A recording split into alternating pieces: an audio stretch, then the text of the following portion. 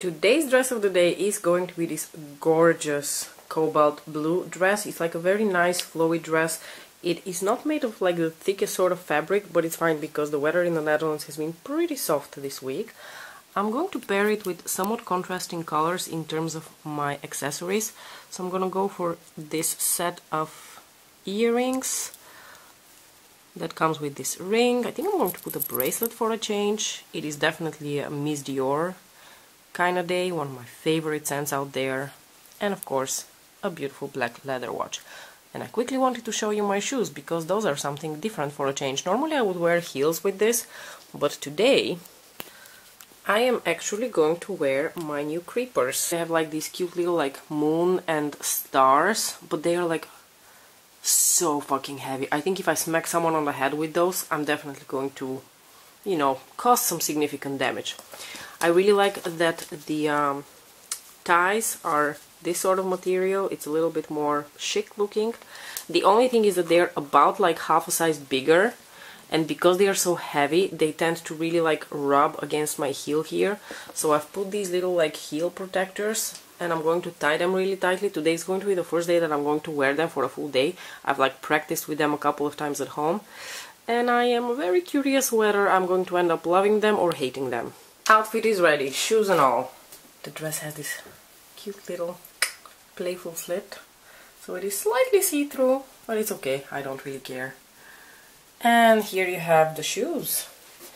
Gonna be honest with you, I'm still unsure whether they're comfortable because I can feel them a little bit around my heels. I don't know. They're really cute. I really hope I can get used to them because I love them. Number 8, the glorious Decadence Palette. Mine comes in this beautiful, stunning, gorgeous golden packaging because I was lucky enough to grab it as a limited edition actually fairly recently. I didn't really get this palette until quite late, only in May this year. I finally decided that I'm done torturing myself every time she re-releases this palette, and I just snagged it. That's why it comes in this gorgeous limited edition packaging. Not gonna lie, I'm not mad at it. It's really stunning. Also, it smells like chocolate. It looks nice, it smells nice, and everything in there is also gorgeous. I think you can probably already tell from the fact that I was contrasting things here a little bit. We're going to go for like a blue-orange contrast. I really want to use this shade, this stunning shade Inferno, which looks like the most boring shade, but it's one of the most beautiful, like, complex shades in this palette. I feel like it has so much depth to it, so much like different tones, and this beautiful like muted copper pink bronze overlay. I really, really love this shade. Now, this is the kind of shade that you can throw on your lid, blend it out and call it a day, but because we are, you know, here to do something a little bit more complicated, I'm not going to do a one and done look. I'm going to make it a little bit more complicated, and I'm going to probably throw this in my outer corner. I feel like I want to do something with like blue-orange contrast. And because this eyeshadow palette basically doesn't really have transition sort of shades, especially like blending out shades, I am going to grab Statuesque as my first shade, and I might, towards my inner corners, apply another one of Pat's single shades. This is the shade Corrupt Copper. I'm just telling you what I'm going to do so that we can jump into the eye look and go back to our story time. So, going in with Statuesque first, just to blend out my crease. It is the 23rd of October today, which I didn't really pick this day to film on purpose, but it is funny because the 23rd of October is actually the day that I was originally, you know, for those of you who might not be following my Pat McGrath ranking series, I kind of made it a thing to tell a story every time I do my makeup because I think it's really boring to just apply my makeup. And this particular month, the month of October, I decided to tell the story of how my son was born. So everything from finding out I was pregnant through the pregnancy. Today we're going to talk about the delivery, and next time we're going to talk about the probably most traumatic part of my personal experience, which was postpartum, but we're going to leave that for next week. So exactly 2 years ago I came on camera here and I was really frustrated. I told you guys that that baby was refusing to leave the premises, and I was getting really frustrated. And for whatever reason I was convinced that Nicola is going to pop early, so around week 38. Boy, was I wrong. So week 38 passed, week 39 passed. If I don't forget, I'm going to insert some photos of me looking like a huge whale. And then around the time that my week 40 was approaching, I was like, yeah, this baby just needs to fucking come out. And then like I said, 2 years ago I came on camera really disappointed and frustrated because that fucking baby just wouldn't leave my uterus. And that remained the case. Week 40 came and passed, and the days were, you know, passing by, no baby was coming. For those of you who don't have babies or don't plan on having babies, you are basically safe-ish to carry a pregnancy up till week 42. After that, they really need to, like, evacuate the baby.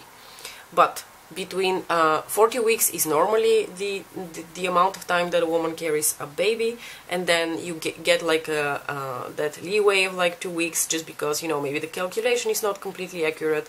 For whatever reason, the baby decides to pop a few days later or a few days earlier. You know, plus minus 2 weeks is pretty normal. However, past week, like 38, 39 especially, there's biologically absolutely no reason for the baby to stay in your uterus. They are completely done, they are ready to come out, they just need to, you know, move towards the light. My baby was refusing to move towards the light, and I was getting a little bit, well, not only frustrated, but also worried, because the thing is, between 40 and 41 weeks, the risks for the baby are not really increased compared to, I don't know, week 39 or something. I'm going to go into the blue shade now and just going to trace here as a liner. So there isn't much of a risk between week 40 and 41, so I wasn't too worried.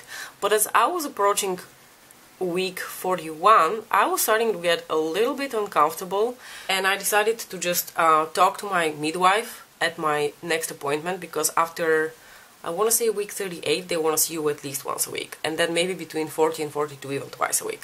Oh, isn't that beautiful? Just like that.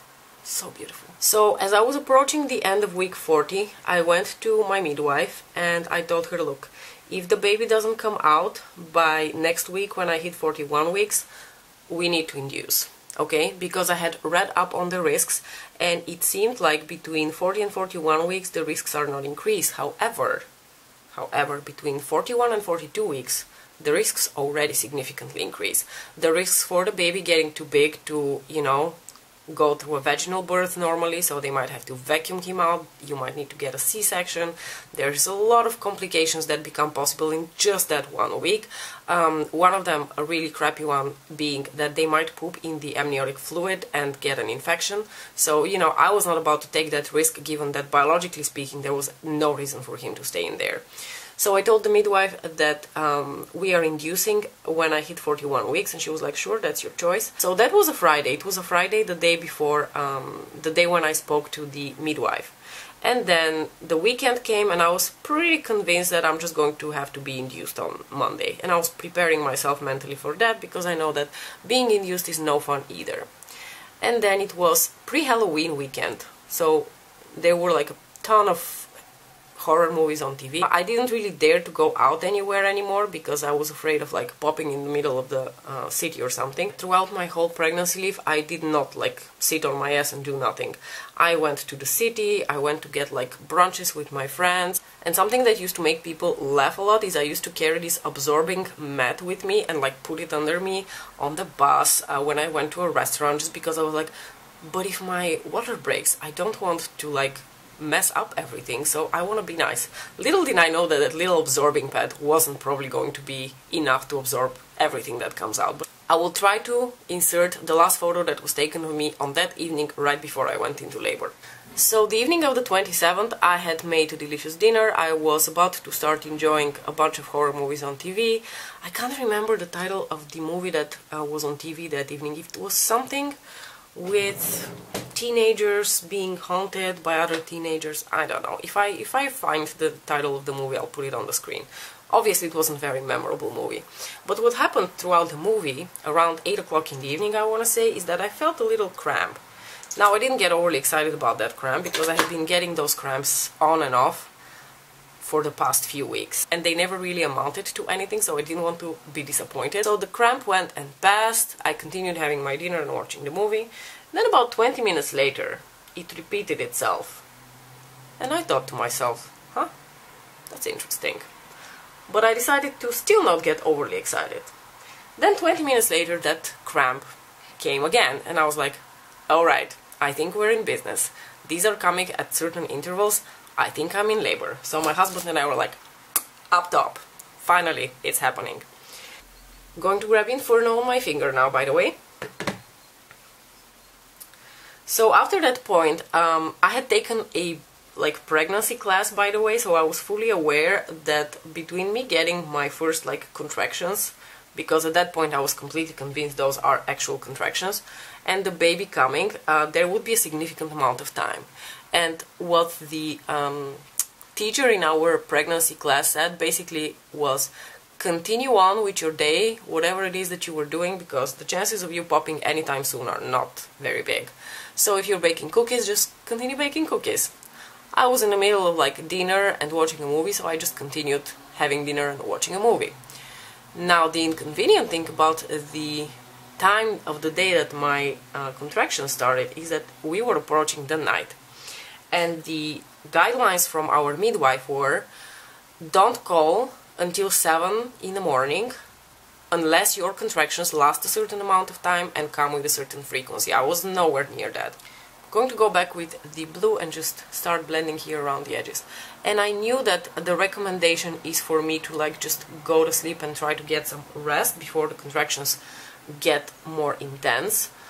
But how am I supposed to fall asleep knowing that I'm in active labor? There was no fucking chance that was going to happen. So I was like, you know what, I'm going to be awake, I might as well just get comfy on the couch. And just for those of you who are wondering, those first contractions feel a little bit like mild menstrual cramps, if you've ever experienced those. They are, you can feel them, but they're nothing too overwhelming or anything. I also had a little app where I could record how often my contractions come and how long they last, because it's important to know that. And I was still perfectly, in condition to do that myself. I sent my husband to go get some sleep around 11 or so, because I thought one of us needs to have, rested well before the ordeal. So then he went to sleep, I turned on Netflix, I put on Friends, I did my nails. Everyone actually commented on that the day after, that on the pictures that I'm first holding the baby, you can see that I've done my nails. And of course I had to watch that episode where Rachel gives birth. What were you thinking? So, as the hours passed by, the contractions started to actually become slightly more intense and more intense, to the point where around 2:30 in the night, 3 in the night, I was in so much pain that I wasn't really able to properly record the contractions when they come, so I had to wake up my husband and give him the phone so that he can track the contractions. And I wanted to go lay in the bathtub, because I had heard from someone that laying in the bathtub in the hot water can help a little bit with relieving the pain from the contractions. Now this is looking really pretty, but I would like to brighten it up a little bit, so I am going to go with corrupt copper towards the inner part of my lid. So I laid in the bathtub for the next few hours, and also, ironically, or just my luck, it was the exact night when we turned back the clock. So I was looking forward the whole night to calling the midwife so that she can come, check me up and tell us how far my dilation is. Given that my contractions weren't, I want to say, 5 minutes or less apart and lasting for a minute. They were just a little bit above that all throughout that night. So we had to wait until it's 7 o'clock, and obviously with the turning back of the clock I had an additional hour I had to wait. And as soon as it hit 7 o'clock, I told my husband to call the midwife, and of course she came immediately. She checked by the way, my water hadn't broken at all up till that point. Given how painful my contractions were, I was really hoping that when the midwife comes, she's gonna be like, yeah, you're at least 5-6 centimeters dilated.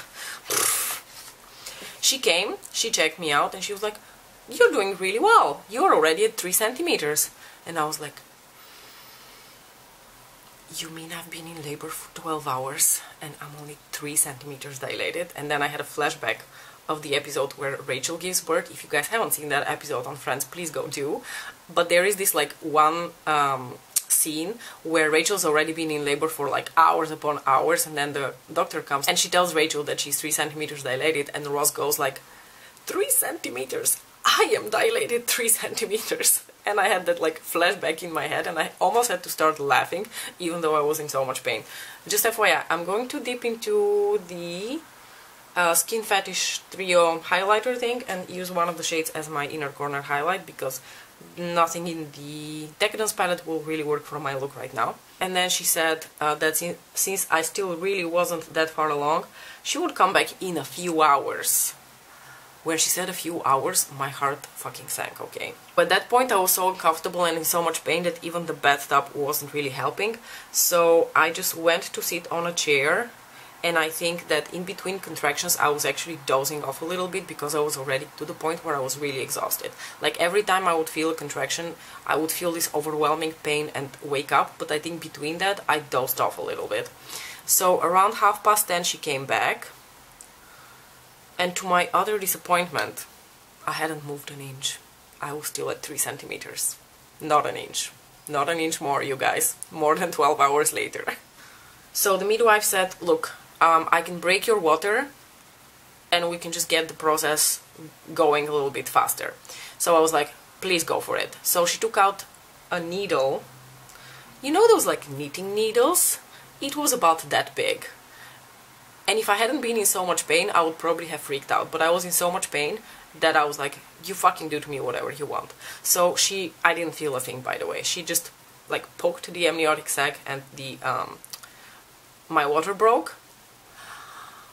Oh lordy, the amounts that came out were way beyond what I was expecting. I don't really know what I was expecting, but it was way more than I expected. So then she said, I'm gonna come back again in a few hours. Just FYI, I'm going to go into the deep blue shade again and start doing my lower lash line. As I told you last time, you guys, a lot of women in the Netherlands choose to have their babies at home. I was not about to. No, I wanted to go to the hospital, and I actually wanted to go to the hospital where I work because I felt like it gave me a little bit of like a familiar feeling. Something else that I was very determined on is that if the pain is unbearable, I want to have an epidural. All of which are, by the way, indications that you have to go to the hospital or at least to a more controlled environment, because of course they can't insert an epidural in your house. So around 12:30 or so, I told my husband, you need to call the midwife because I want an epidural. I cannot stand this anymore. Also, I was getting to the point where I thought, if I'm in this much pain and I still have to put on my shoes, go in the car and get to the hospital, I don't know if I can do it. And I wanted to go to the hospital. The midwife said, sure, I'm coming. So she came back. She led us through the emergency entrance of the hospital, immediately into the neonatal department. By the way, I'm applying one of my Kiko eyeshadow sticks also in my waterline here, together with the dark blue. Luckily for me, it seemed to be a pretty quiet, slow Sunday on the ward, because the anesthesiologist came immediately to insert the epidural. Now, the insertion of the epidural itself is not painful, it is just very, very difficult when you're in a lot of pain and you have to sit still so that they install it here in your back, because it basically goes, yeah, in your back so that it like numbs the lower part of your body. And at the time I reached the hospital, I think I was already at 4 centimeters. So we're talking at least 16, 18 hours later, I was still barely dilated. So after the epidural, I started waiting for, you know, relief from the pain, which never came.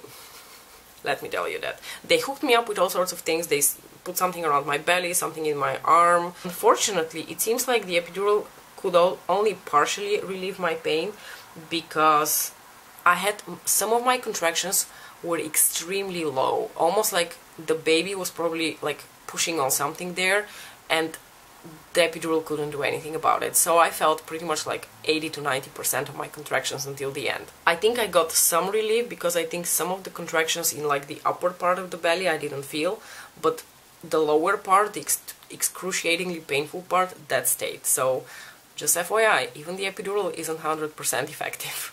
I don't think I'm going to make it much more complicated. I'm just going to pop a little bit more of that inner corner highlight to connect with the blue, and I'm gonna call it a day. I don't want to complicate the look too much. I think this is very nice as it is.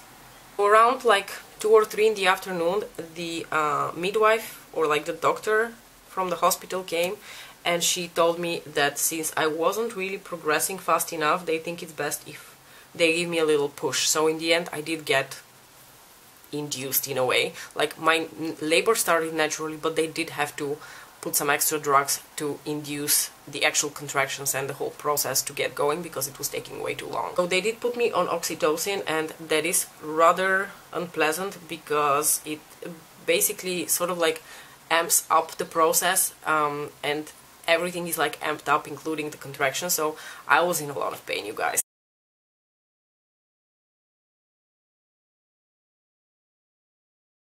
This is the final look, you guys. I chose to pair it with this beautiful soft caramel color. This is the color Epigram from Urban Decay. It was part of their Basquiat collaboration some years ago. It's unfortunately a lipstick that never really came into their regular range. It remained a limited edition, which is a shame because the color is stunning. Anywho, let's finish up our story time. So around 3 or 4, the midwife doctor came back and she said that they were starting to get a little bit worried about the baby, so they wanted to monitor him a little bit more closely, and they inserted an electrode on his head, so you can imagine how that went. And just to illustrate how fucked up the priorities of a woman in labor are, let me tell you what happened when one of the nurses came by to offer my husband dinner. And as my husband was going to pay, I was like, wait, stop, reach for my bag. My employee badge is in there. You need to get the discount. My employee discount of like 10% or something.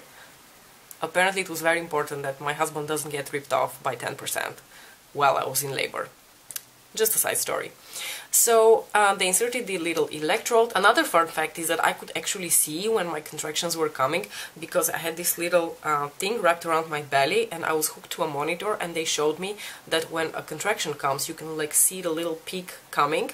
So every time I saw the little peak coming I was like, no, no. Around 6 in the afternoon the midwife came back and I was like, okay, they're probably going to have to like do a C-section or something really extreme because this baby just won't come out. It's almost 24 hours later. And finally, luckily, she was like, you are at 9 centimeters, we are almost ready to push. So she came back around, I want to say 6:45, and she said that I was ready to start pushing.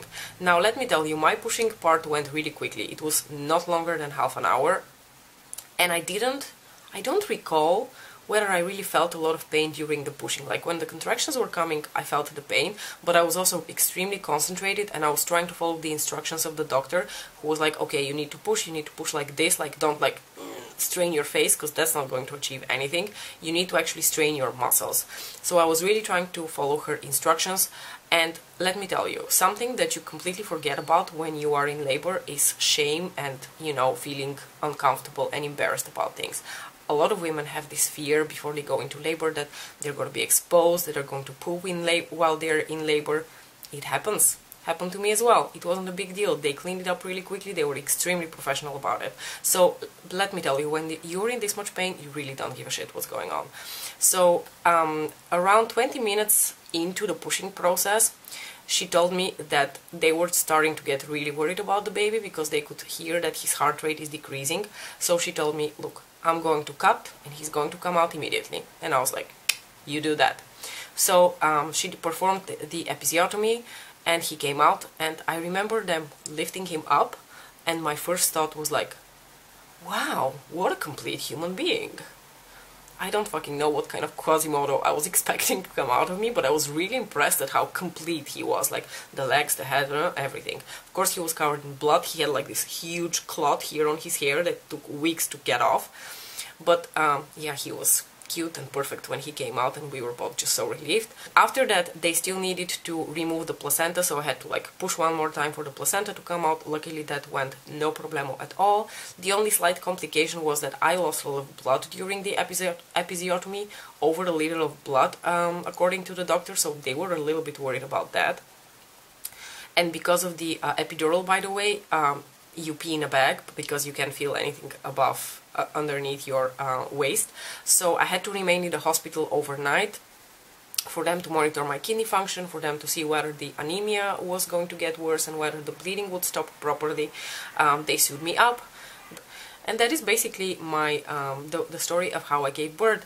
I was in a lot of pain, but after Nicola was born, I was already in such a good mood that I was cracking jokes with the nurse. Let's leave story time at that. We're going to talk about postpartum next week.